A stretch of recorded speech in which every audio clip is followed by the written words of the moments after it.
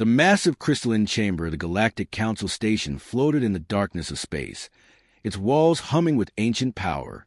Inside, hundreds of alien beings sat in perfect rows, their forms ranging from towering energy clouds to insect-like creatures with multiple eyes. At the center of it all stood a single human. Ambassador Jinho Park adjusted his dark blue uniform and looked up at the massive being surrounding him. He had been expecting this meeting for weeks, but seeing it happen still made his stomach tight with worry. The air in the chamber felt heavy, and every alien eye was focused on him. Human representative spoke a voice that sounded like thunder rolling across mountains. The voice belonged to Prime Counselor Vextai, a being made of pure energy that shifted between purple and gold colors. Your species has been part of our galactic community for 200 years. Jinho nodded. Yes, Prime Counselor. 200 years of cooperation and growth. A harsh sound filled the chamber, like glass being scraped against metal. This came from the Zephyrian Collective, a group of crystal beings that looked like living diamonds. Cooperation? Their shared voice asked. You call your behavior cooperation? Another council member leaned forward. This one looked like a giant sea creature with tentacles instead of arms. Your people refuse to follow our rules. You make decisions based on feelings instead of logic. You fight over pieces of land and resources like primitive animals. Jinho kept his face calm, but inside he felt angry. Our emotions and individual thinking have helped solve many problems that pure logic could not. Problems you created in the first place, shouted a bird-like alien with bright red feathers. Your mining teams work in dangerous places that any logical species would avoid. Your rescue ships attempt impossible missions that waste resources. The Prime Counselor's energy form grew brighter.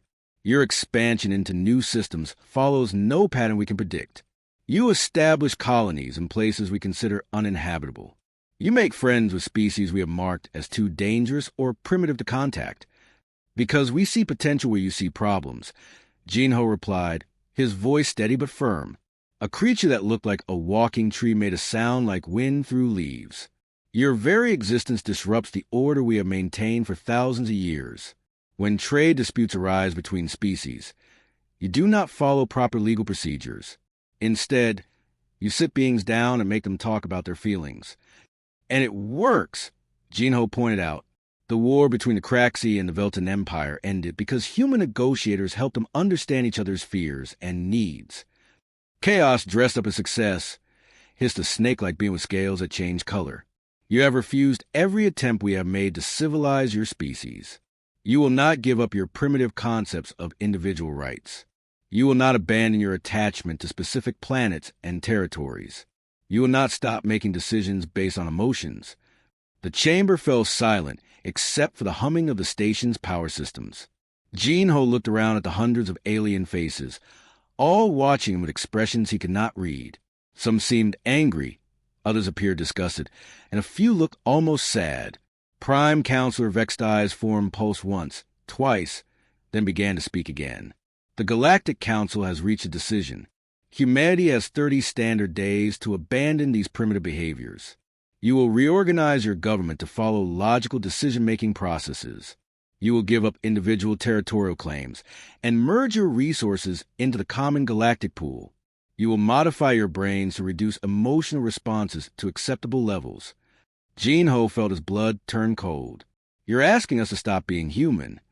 We are asking you to evolve beyond your current primitive state, replied the Zephyrian Collective. Every other species in the galaxy has done so. Only humans cling to outdated individual consciousness. A floating jellyfish-like creature added, If you refuse, you'll be expelled from all council space. Your trading rights will be removed. Your access to galactic technology will be cut off. Your ships will not be allowed to use our travel routes. You will become isolated on the edge of civilized space, said another alien that looked like a walking crystal formation. No council member will be permitted to help you or trade with you. Jinho stood quietly for a long moment, thinking about Earth and all the human colonies spread across the galaxy.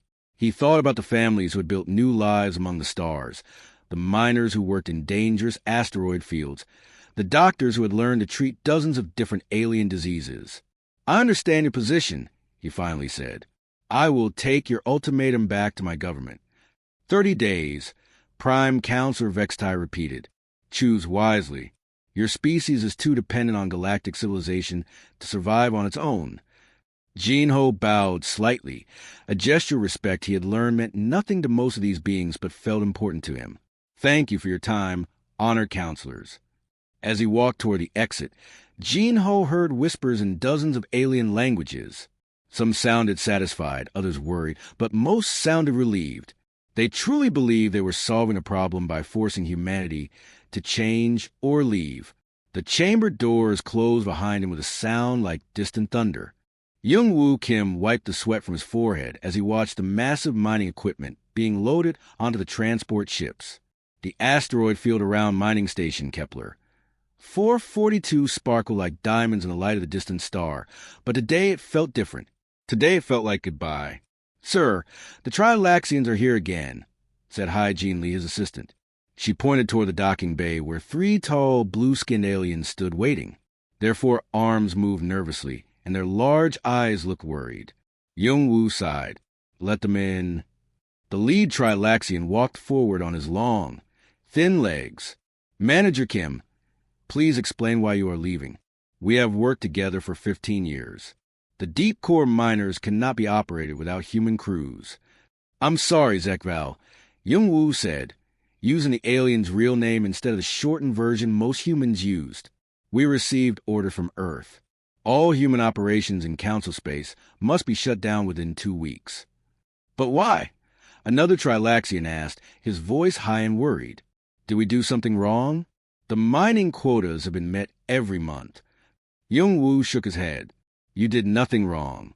The Galactic Council has decided that humans don't belong in their perfect civilization anymore. This makes no sense, Zekval said, his 4 arms waving in frustration. Who will extract the rare metals from the deep asteroid cores? Who will work in the dangerous zones where the radiation can kill most species? Ask the Council. Hygiene said quietly. They seem to think they can manage without us. Across the mining station, similar conversations were happening. Human workers were packing up equipment that had been specifically designed for the deadly work of deep space mining. The Trilaxians had tried to learn how to operate the machines, but 3 of their people had already died in training accidents. The work required split-second decisions and a willingness to take risks that their logical minds could not accept. On the other side of the galaxy, Dr. Myung-Han was closing down her medical research station. She stood in her laboratory looking at years of work, research that saved millions of lives across dozens of species. Her assistant, a small furry creature called Pip, sat on the counter making sad, chirping sounds. Dr. Han, Pip said in his squeaky voice, what will happen to the cross-species immunity project? The Valkyrian plague will return without the treatments you developed. Myung packed another box of research data. I'm taking all my work with me, Pip. Maybe someday we can share it again, but not under council rules. But where will you go? Earth is so far from here. We'll not go to Earth, Myung said softly. We're going somewhere new. At the same time, Captain Dong-sik was powering down the human rescue station in the Vega system. His crew had just returned from their final mission, saving a transport ship that had been caught in a solar storm. The grateful Aquarian captain had cried when he heard the humans were leaving. Captain O, his communications officer, called. We're getting distress calls from 17 different ships. They're all asking if we're really shutting down the rescue service. Dong-sik looked at the star charts showing the dangerous areas where only human ships dare to go. Send them the Council's contact information. Tell them to ask for help from their perfectly logical representatives. Sir, the Council species won't enter unstable star systems. They say the risk is too high. Then I guess those ships will have to save themselves. Dong-sik said sadly. On Earth, President Dong-hyun Cho stood before the Global Assembly. Representatives from every human colony and station were connected by quantum communication. The chamber was quiet as he spoke. The Galactic Council has given us a choice, he said. We can change everything that makes us human, or we can leave Council space entirely. What about our trade agreements? Asked a representative from Mars Colony. What about the technology we depend on? "We'll manage," President Cho replied.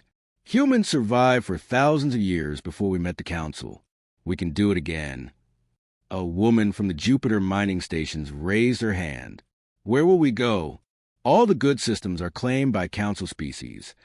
President Cho smiled for the first time in days. "Beyond the rim, there's a whole galaxy out there that the Council has never explored, places they consider too dangerous or too far away." "That's exactly where humans belong," said another voice from the back of the chamber. Within days, the exodus began.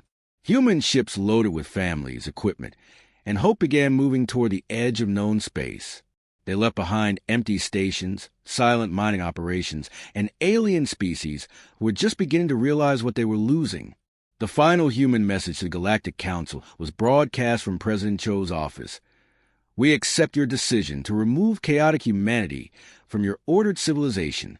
We wish you success in your perfectly logical future. Thank you for the opportunity to grow. We won't be back." The transmission ended, and humanity vanished into the darkness beyond the galactic rim, leaving behind a civilization that was about to learn the difference between order and survival. 6 months after humanity disappeared, Prime Counselor Vextai stared at the growing pile of crisis reports on his desk. His energy form flickered with colors he had never shown before, purple streaks of something that might have been worry. Status report. He commanded his aide, a small gray creature with large eyes. "Mining production is down 62% across all sectors," the aide squeaked. "The Trilaxians lost another crew in the Kepler asteroid field yesterday. They refused to go back." Vextai's form pulsed brighter. "What about the automated systems?" "They keep breaking down in the dangerous zones, sir. The radiation and unstable gravity fields destroy the machines faster than we can replace them. The humans somehow knew how to work around these problems." On the far side of Council space, Trade Minister Kelton of the Aquarian Federation was having the worst day of his long life. His blue skin had turned almost gray with stress as he read the reports from his colonies. "The Valkyrian plague has returned," his medical officer reported. "Without Dr. Han's cross-species treatments, we have no defense. 3 colonies are already under quarantine. What about our own doctors?" Kelton asked desperately. "They never learned how to adapt human medical techniques to our biology. Dr. Han used to say that healing required intuition, not just logic. Our doctors don't understand what she meant."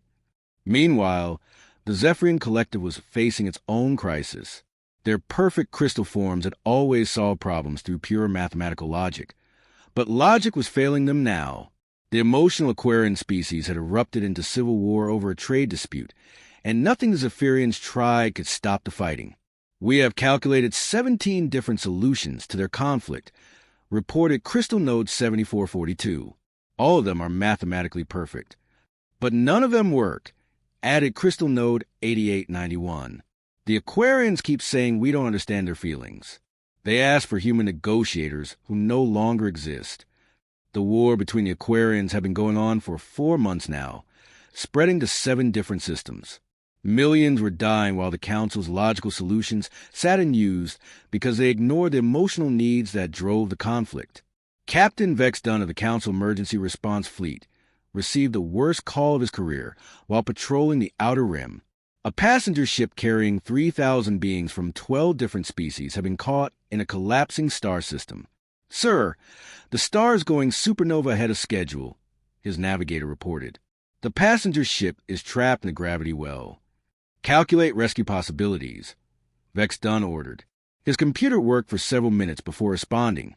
Rescue probability, 0.003%. Recommend withdrawal to safe distance. What would human rescue protocols suggest? Human rescue protocols are classified as impossible odds operations, the computer replied. Insufficient data to calculate human decision-making patterns. Vex Dunn watched helplessly as the passenger ship was destroyed. Before humanity left, Captain Dong Sik O's rescue teams would have attempted the impossible mission. They would have probably succeeded too, using their strange combination of reckless courage and creative problem-solving. But now there was nobody willing to try impossible rescues anymore.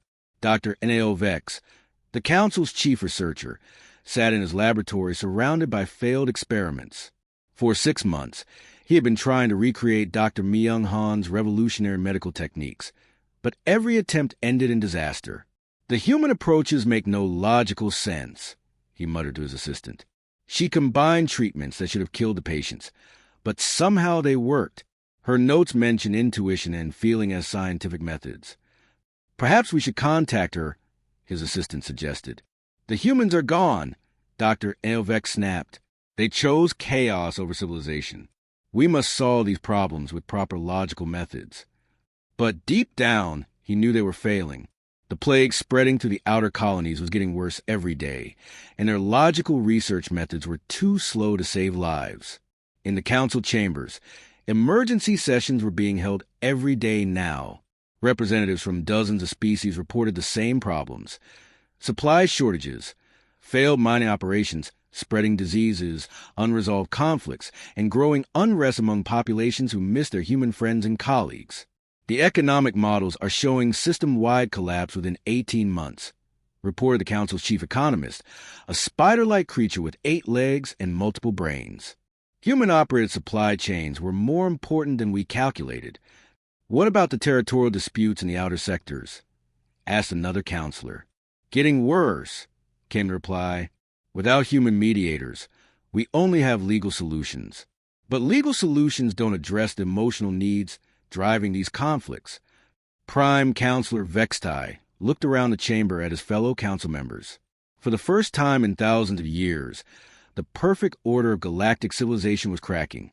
Their logical systems worked beautifully when everything was stable, but they had no idea how to handle chaos, emergency situations, or problems that required creative solutions. "Perhaps," he said quietly, "we should consider the possibility that we made an error in judgment." The chamber fell silent. No one wanted to admit that their perfectly ordered civilization needed the chaotic humans more than the humans had ever needed them. Outside the station windows, the stars continued to shine, but somehow they seemed a little dimmer without humanity's bright, unpredictable presence among them. Admiral Kyung-Ho Jang stood on the bridge of the Council's fastest search ship, staring into the empty darkness beyond the galactic rim. For 18 months, his fleet had been searching for any sign of humanity, but they had found nothing except ghosts. "Sir, we're approaching the Outer Reach Station," reported his navigator, a tall green alien with 6 arms. This was the last human outpost before they disappeared. Kyung-Ho nodded. He had been to dozens of abandoned human stations, and they all told the same story. Clean evacuation, no damage, no signs of struggle. Just empty rooms and simple messages left behind. The search team entered the station through the main airlock. Emergency lights cast long shadows down the empty corridors where human families had once lived. In the main control room, they found what they always found: a handwritten note taped to the main computer. "Thanks for the memories, Galactic Council. We had some good times together. Don't worry about us. We're doing fine out here. Take care of yourselves. The humans of Outer Reach Station." "Same message as always," muttered the team's communications expert, a floating jellyfish-like creature. "They're mocking us." "No," Kyung-Ho said quietly. "I don't think they are. I think they really mean it." Back on the search ship, Kyung-Ho studied the star charts. The humans had to be somewhere beyond the rim, but space was huge and the search fleet was small. They could look for 100 years and never find humanity if they didn't want to be found. "Admiral," called his communications officer suddenly. "I'm picking up strange signals from deep space. Very faint, but definitely artificial." "Council frequencies?" "No, sir. Unknown patterns. But there's something familiar about them." The officer worked at his console for several minutes before his face changed. "Sir, I think they're singing." "Singing?" "Work songs, sir. Human work songs. Coming from the Andromeda approach vector, approximately 47,000 light-years beyond the rim." Kyung-Ho felt his heart skip a beat. "Can you clean up the signal?" The speakers crackled to life with static, but underneath the noise was something unmistakably human. Voices singing together while they worked, just like the old mining crews used to do. But there were other voices too, alien sounds that no council species had ever heard before. There are at least 6 different species in that signal. The communications officer reported with excitement, including humans, but I can't identify the others. Plot a course, Kyung-ho ordered. Maximum speed. The journey took 3 weeks, pushing their engines to the breaking point. As they got closer to the signal source, more transmissions came through. Fragment of conversation in human languages mixed with unknown alien dialects. Construction of Hub 7 is ahead of schedule. The Nexus engineers say their quantum fold technology works perfectly with our adaptive systems. Tell the Wanderer tribes that colony ship Busan is ready for launch. Sir, the navigation officer said with amazement, I'm detecting massive construction activity, energy signatures that don't match any known technology. On the main screen, space itself seemed to be glowing. Huge structures floated in the void, connected by streams of light that pulse like living things. Ships moved between them, designs that mix human engineering with technologies the Council had never seen. My gods, whispered the communications officer. Look at the size of those ships. Some of them are bigger than our entire space stations. Kyung-ho watched in amazement as a ship the size of a small moon drifted past their position. It was clearly human in design, but covered with crystalline growths that sparkled with their own inner light. Other ships looked like living creatures, growing and changing shape as they moved through space.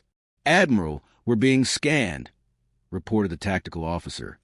Multiple sources. Some of the scanning methods are completely unknown to our technology. Before Kyung-ho could respond, a new voice came over their communication system. It spoke perfect Council standard, but with a human accent.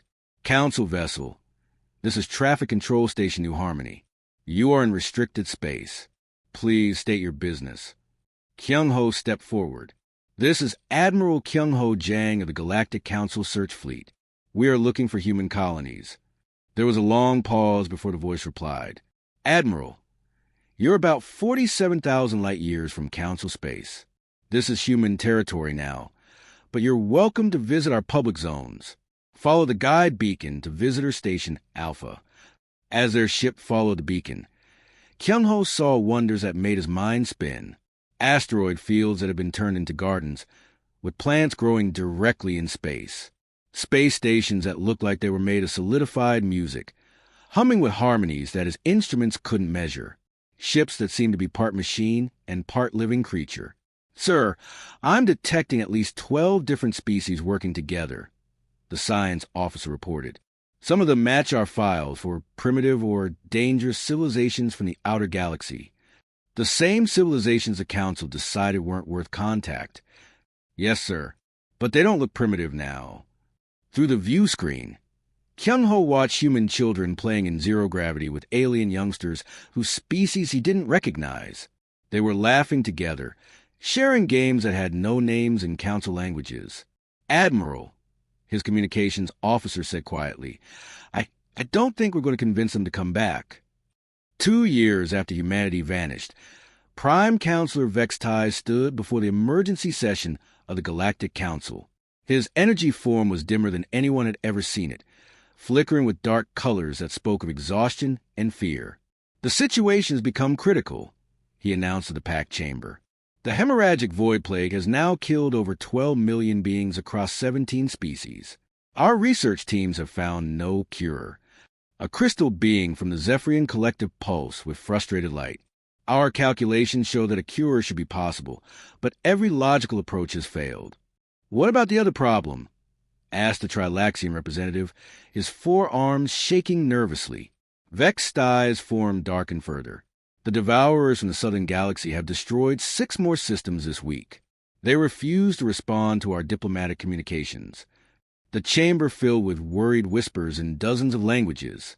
The Devourers were massive, aggressive beings that looked like living black holes with teeth. They consumed entire planets and seemed to understand only one thing: raw emotional communication that no Council species could provide. All our logical arguments bounce off them like water off stone, reported General Kextor, his insect-like mandibles clicking with frustration. They want something from us that we cannot give. Dr. N.A.L. Vex, the Council's chief medical researcher, stood up slowly. His usual confidence was gone, replaced by something that looked like shame. I must make confession to this chamber. 6 months ago, I attempted to contact Dr. Myung-han. Gasps echoed through the chamber. Contact with humans had been forbidden since the Exodus. I sent a message beyond the rim, asking for her medical research to help with the plague. She responded within days. What did she say? Vextai asked quietly. She sent me a complete cure for the plague, along with detailed instructions. She asked for nothing in return. She said she couldn't watch beings die when she had the knowledge to save them. The chamber fell completely silent. The cure works perfectly, Dr. Elvex continued. We have tested it on all affected species. But there is more. She also sent information about the Devourers. Her people have been in communication with them for months. That's impossible, snapped the Aquarian representative. The Devourers attack everything they encounter. Not humans, Dr. Elvex said softly. Dr. Han's message included a transcript of peaceful negotiations between human diplomats and Devourer leaders. The Devourers don't want to destroy us. They want to be understood. Before anyone could respond, the quantum communicator in the center of the chamber began to glow. A transmission was coming through from deep space, far beyond the galactic rim. Galactic Council. This is Admiral Sujin Park of the Free Human Alliance. The voice was calm and professional, with just a hint of the warmth that council beings remembered from human speech. We received your emergency distress call. Vextai stepped forward, his energy form brightening with hope for the first time in months. Admiral Park, the galaxy faces 2 crises that threaten all civilization. The plague has killed millions, and the Devourers. We're aware of both situations, Admiral Park interrupted gently. We've been monitoring council space through our network of allies. Dr. Han has already transmitted the plague cure to your medical facilities. As for the Devourers, they're not actually aggressive. What do you mean? Asked the Trilaxian representative. They're refugees, Admiral Park explained. Their home galaxy was consumed by something they call the hunger. They're fleeing here, but they don't know how to communicate their needs to species that think purely in logical terms. They respond to emotional honesty, empathy, and what humans call gut feelings. The chamber erupted in confused voices. How could refugees destroy entire star systems? They consume uninhabited planets to build ships for their families, Admiral Park continued. But they avoid any system with intelligent life if they understand that someone lives there. The problem is, your diplomatic messages sound like computer programs to them. They can't tell the difference between artificial intelligence and actual living beings. Can you stop them? Vextai asked desperately. We already have. 3 human diplomatic teams met with Devourer leadership last week. We've established safe passage routes for their refugee fleets and designated empty systems where they can harvest resources without threatening anyone. Relief flooded through the chamber like a wave. But then Admiral Park spoke again. The Galactic Council has requested that humanity return to Council space. We appreciate the invitation, but we must decline. But why? Vextai's form flickered with confusion. The galaxy needs your abilities. We have learned that our logical systems cannot handle chaos and crisis. The galaxy is welcome to our help, Admiral Park replied, but not under the old system. Humanity has thrived beyond the rim. We formed alliances with 17 species you dismissed as primitive or unreachable. We've discovered technologies that combine logic with intuition, order with creative chaos. What are you proposing? Asked the Zephyrin Collective. Partnership, not membership. We work together as equals, each contributing our strengths. Humans can handle your emergencies and negotiations with impossible species. You provide the stable infrastructure and logical systems that keep civilization running smoothly. The chamber was quiet for a long moment as council members considered this radical idea. We will need time to discuss these terms, Vextai said finally. Of course, Admiral Park replied. Take all the time you need. We've learned that patience serves us well. The galaxy isn't going anywhere. The transmission ended. Leaving the council to contemplate a future where their perfect order would have to make room for humanity's beautiful chaos.